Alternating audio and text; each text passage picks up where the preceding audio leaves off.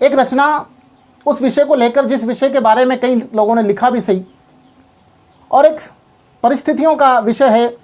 आज आप गांव में जाएं, गांव खाली मिलेंगे। लोगों की स्थिति यह है, लोगों में शहरों की तरफ पलायन का दौर बढ़ रहा है। चाहे पढ़ाई के लिए हो, धंधे के लिए हो, हर किसी कारण से व्यक्ति गांव में जाना चाहता है।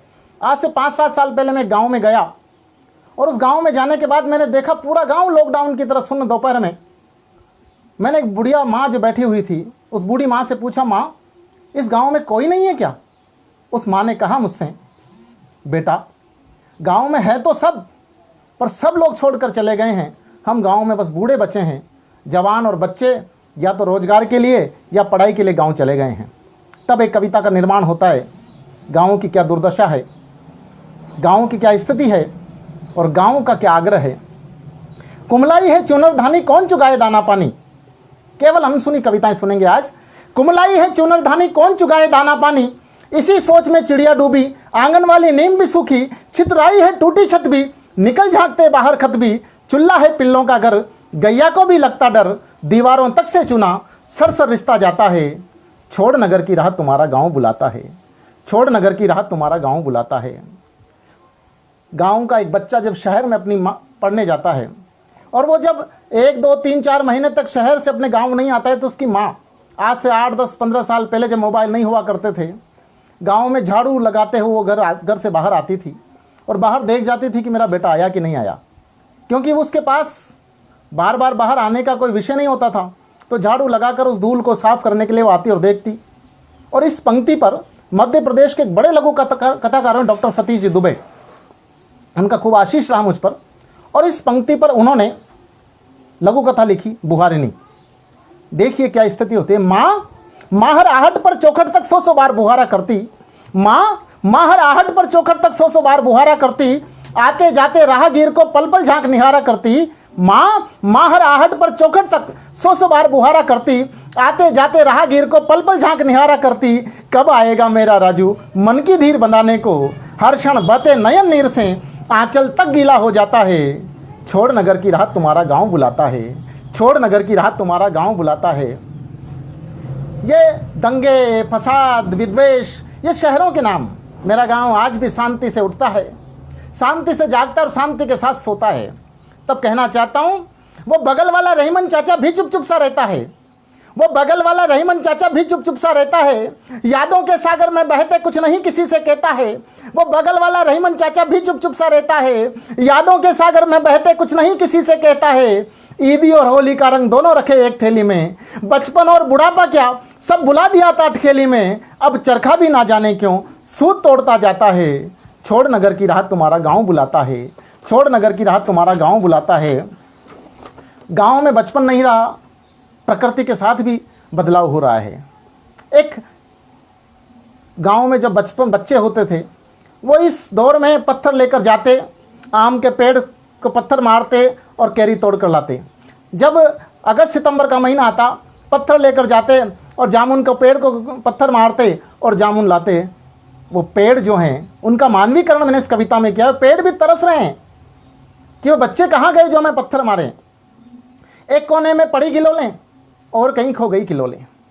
एक कोने में पड़ी गिलोलें और कहीं खो गई किलोलें। भर आई अमवा की डाली, इमली पर छाई है लाली। एक कोने में पड़ी गिलोलें और कहीं खो गई किलोलें। भर आई अमवा की डाली, इमली पर छाई है लाली। बाग खोजता है किलकारी, बोलो पत्थर किसकी बारी। कौन खेल खेलेगा मुझ पर। प्रकृति का मानवीकरण, पेड़ों का मानवीकरण। एक कोने में पड़ी गिलोलें और कहीं खो गई किलोलें। भर आई अमवा की डाली, इमली पर छाई है लाली। बाग खोजता है किलकारी, बोलो पत्थर किसकी बारी। कौन खेल खेलेगा मुझ पर। हर पेड़ झुका सा जाता है। छोड़ नगर की राह तुम्हारा गांव बुलाता है। छोड़ नगर की राह तुम्हारा गांव बुलाता है। क्या स्थिति गांव में। हमने बचपन देखा गांव का। एक पीपा जो जिसको कनस्तर बोलते हैं, गले में टांग लेते धड़ाधड़ धड़ाधड़ धड़ाधड़ बजाते हुए पूरे गांव में घूमते थे। वो आनंद बचपन का कहाँ। गढ़ वाले सुने खंडर में कौन करेगा वजह। लोकेश जी मृदुल जुड़ गए हैं, क्षमा चाहता हूँ, सबका नाम नहीं ले पाऊंगा काव्य पाठ के दौरान। प्रयास करूंगा अंत में सबका लेने की, पर लेकिन आप बड़ी संख्या में मुझे देख रहे हैं, मेरा सौभाग्य है। आइए कविता का आनंद लेते हैं। गढ़ वाले सुने खंडर में कौन करेगा आवाजें। गढ़ वाले सुने खंडर में कौन करेगा आवाजें, चद्दर पर पत्थर से दर दर कौन बजाए गाजे बाजे। सुने घर सुने गलियारे, सुने हैं आंगन और द्वारे, सब आज घरौंदे रेतों के, दिन उलट गए हैं खेतों के। हर एक शहर के सम्मुख मेरा गांव लुटा सा जाता है। छोड़ नगर की राह तुम्हारा गांव बुलाता है, छोड़ नगर की राह तुम्हारा गांव बुलाता है। यहाँ जाजम बिछे, क्या अंतर है शहरों में गाँव में साहब। यहाँ जाजम बिछे हुए चौबारे, आज भी वही माहौल है गाँव का, कुछ बदला है थोड़ा सा कि यहाँ जाजम बिछे हुए चौबारे, वहाँ स्वार्थ के हैं सब नारे। यहाँ जाजम बिछे हुए चौबारे, वहाँ स्वार्थ के हैं सब नारे। वहाँ रोज होते हैं दंगे, यहाँ मौज में भूखे नंगे। यहाँ जाजम बिछे हुए चौबारे, वहाँ स्वार्थ के हैं सब नारे। यहाँ रोज होते हैं, वहाँ रोज होते हैं दंगे, यहाँ मौज में भूखे नंगे। गीत खो गए कार्तिक नातिक कोकिल कंठी बालाओं के। 4 बजे बच्चियाँ उठकर सुबह सर्दी में नहाती थी और मंदिर पर जाती थी, पूरे 30 दिन का व्रत रहती थी और पूरे गांव में विश्व के कल्याण की कामना लेकर गांव में घूमती थी। तब कहना चाहता हूं क्या बदलाव आया गांव में। गीत खो गए कार्तिक नातिक कोकिल कंठी बालाओं के, वहां शहर से होड़ मची है जगे भाग मधुशालाओं के। दिन रात दिहाड़ी करते हैं फिर भी वैसे के वैसे हैं, भुखमरी और गरीबी का आंगन फैला जाता है। छोड़ नगर की राह तुम्हारा गांव बुलाता है, छोड़ नगर की राह तुम्हारा गांव बुलाता है, छोड़ नगर की राह तुम्हारा गांव बुलाता है। मित्रों, अभी इस लॉकडाउन के दौर में, लॉकडाउन इस देश की मजबूरी है। इस मजबूरी में हमने इस लॉकडाउन को स्वीकारा है, पर एक कड़वा सत्य भी है कि इस लॉकडाउन के दौर में सबसे ज़्यादा परेशानी जिन लोगों को हुई वो मज़दूर हैं। और मज़दूरों में भी वो मज़दूर जो दिहाड़ी मज़दूर हैं, रोज़ लाते हैं, कमाते और खाते हैं। मैंने अपने जीवन में पढ़ाई करने के बाद मज़दूरी की और मैं गर्व से कहता हूँ, पूरे स्वाभिमान के साथ कहता हूँ कि मज़दूर का बेटा हूँ। मेरी कविताओं में आज भी मज़दूरों की पीड़ा झलकती है। अभी एक दिन प्रातः भ्रमण के लिए गया, 8-10 लोग उधर से आ रहे थे। एक 4 साल का बच्चा, एक 8 साल का बच्चा, उसके मम्मी पापा और उसकी दादी, 20 सेर अनाज उनके सर पर, और उन्हें यहाँ से 80-90 किलोमीटर दूर इकलेरा के पास जाना था। उन्हें देखकर मुझे लगा कि वास्तव में 4 साल का बच्चा, 8 साल का बच्चा किस प्रकार जाएंगे। पर लेकिन वहीं एक कविता इस कवि के मन में जन्म लेती है। क्या मजदूर की पीड़ा है इस देश में। लॉकडाउन जरूरी है, पर लेकिन मैं आप सब लोगों से निवेदन करता हूं, आपके आस पड़ोस जहां कहीं भी कोई मजदूर हो, ये सोचिए कि अवसर आया है इस मानव की सेवा करने का। हम अपने घर से रोज एक टिफिन, कम से कम एक टिफिन ऐसे पात्र व्यक्ति तक पहुंचाएं जिसको आवश्यकता है। आइए मजदूरों की वो कविता पढ़ते हैं। मेरे हाथों की मेहनत ने उपवन को महकाया है। मजदूरों की पीड़ा किस प्रकार की है। मेरे हाथों की मेहनत ने उपवन को महकाया है। मेरे हाथों की मेहनत क्या कह रहा है इस देश का मजदूर। और कविता की प्राण पंक्ति आपका आशीष चाहता हूं कि मेरे हाथों की मेहनत ने उपवन को महकाया है।